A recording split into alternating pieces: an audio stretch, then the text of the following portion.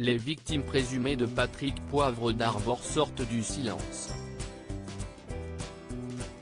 Après avoir révélé la plainte pour viol et agression sexuelle déposée par Florence Porcel en janvier dernier, Le Monde a récemment dévoilé les témoignages de plusieurs femmes qui racontent avoir subi elles aussi des faits de harcèlement et d'agression de la part du journaliste.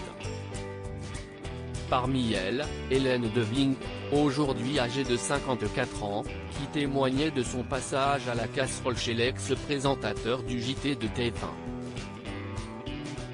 Un témoignage parmi d'autres, tandis que les femmes sont longtemps restées murées dans le silence, et ce pour une raison particulière pour certaines.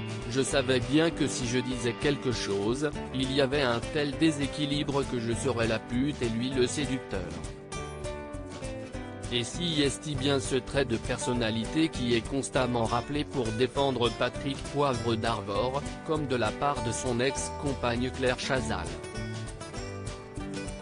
Sur le plateau de TPMP mardi 16 mars, Géraldine Maillet a elle aussi évoqué cette envie de plaire de la part du journaliste, en racontant sa première expérience avec lui, alors qu'elle était l'invitée de son émission Vol de nuit pour présenter son premier roman. À la fin de l'émission il s'est approché de moi de manière un petit peu cavalière, se souvient la chroniqueuse qui décrit une sorte de drague un petit peu lourde. Il m'a dit « J'ai beaucoup aimé votre livre et ce serait bien qu'on se revoie ». J'ai répondu « Bien sûr, on se reverra à l'occasion de mon deuxième roman », et je suis parti, a-t-elle conclu.